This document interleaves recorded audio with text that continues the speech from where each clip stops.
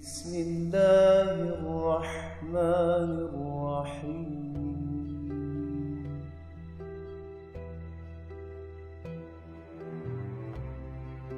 So they tell you that Sayyidina Sulaiman alayhi salatu wasalam, they brought the horses for him, and he used to love horses, enjoy horses.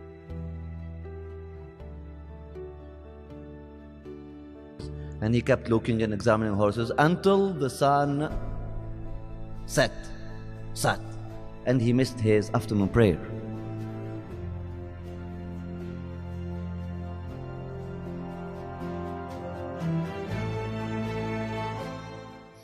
Then he got so he said, okay, you know what, let me punish myself and bring back the horses. And he started with his sword cutting their legs and cutting their necks.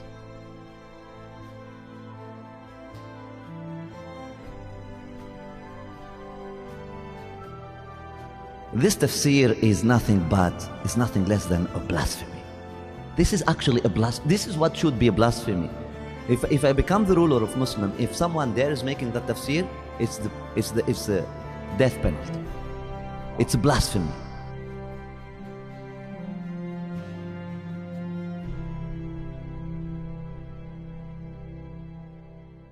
Because it is against the صفات الواجبة للأنبياء. It goes right against the obligatory. It's exactly like saying God is 3 or 4. Say blasphemy. It's exactly like saying God is powerless.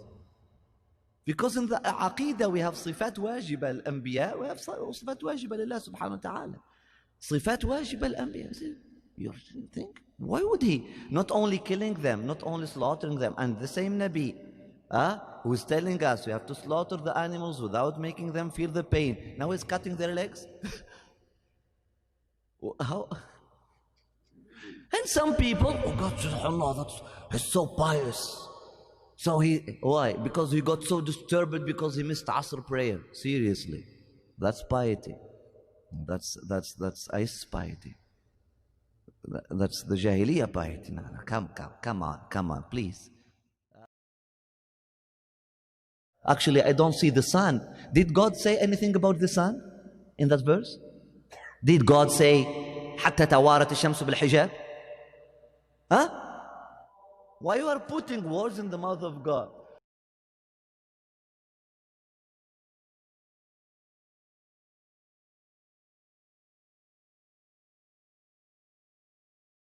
It's very simple as that. And you know the story of his father is the same.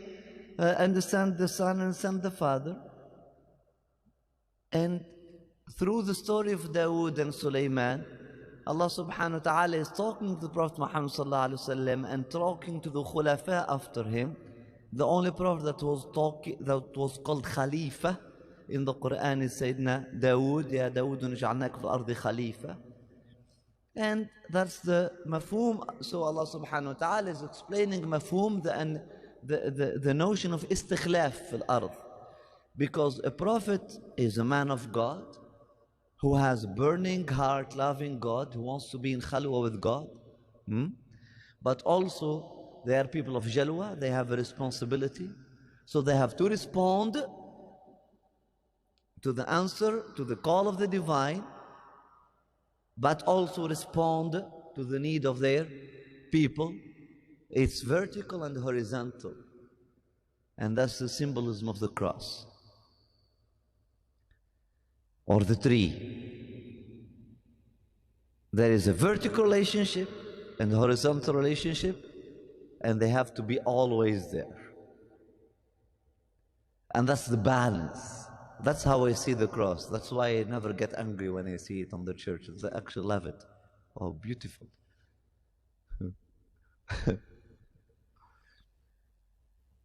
Tree. It's well rooted.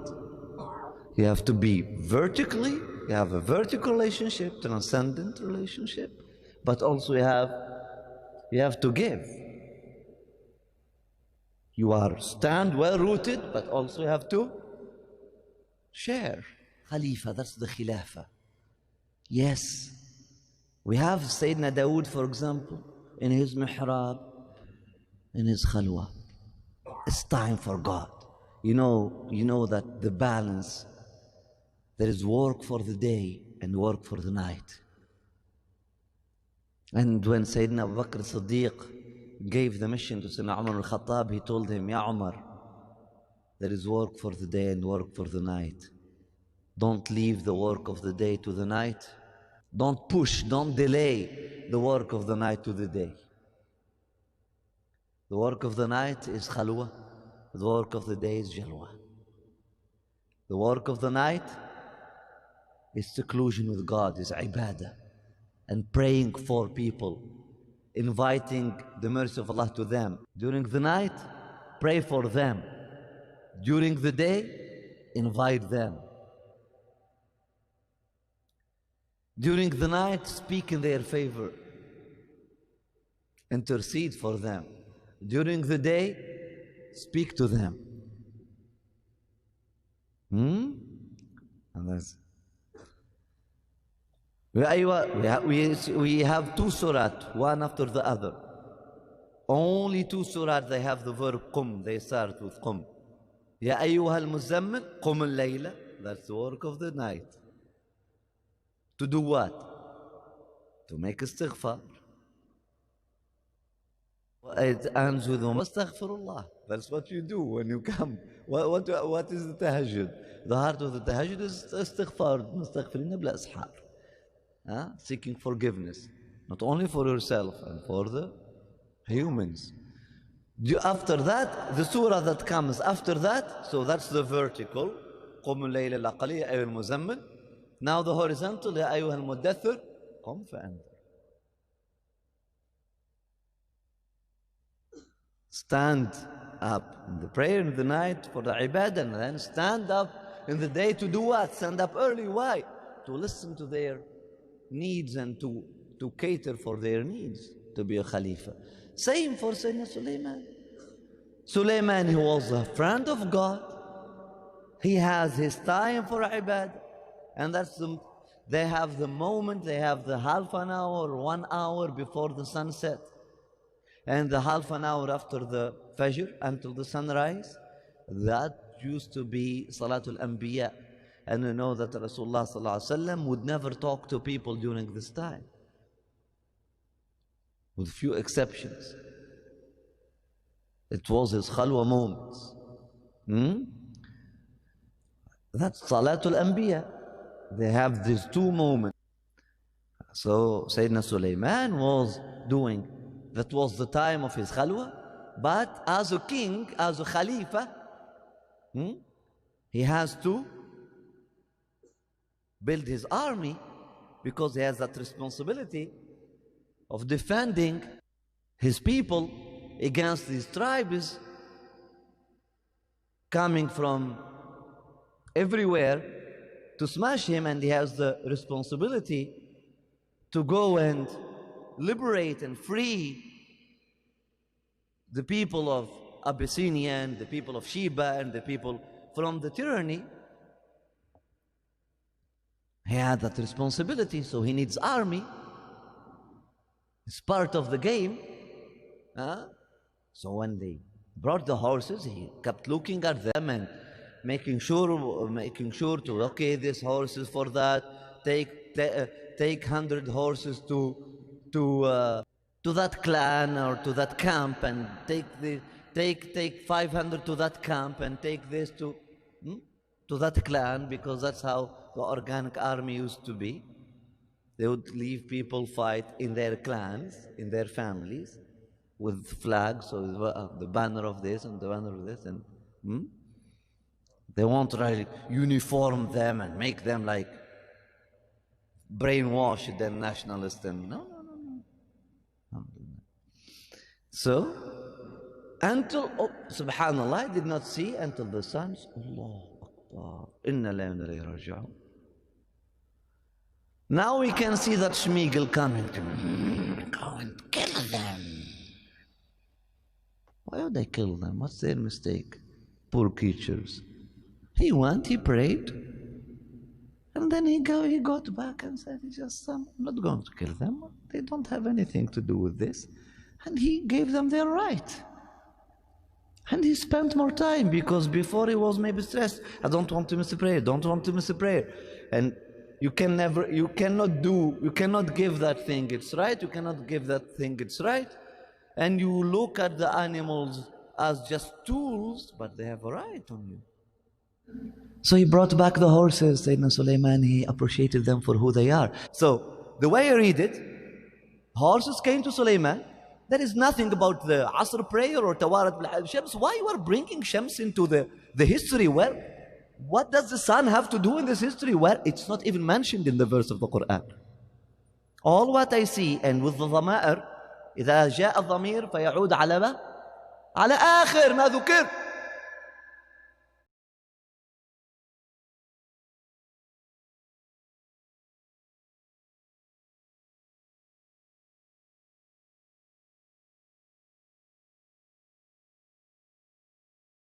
The last thing mentioned that could be described by Tawarat bil-Hijab were the khuyul, the horses themselves.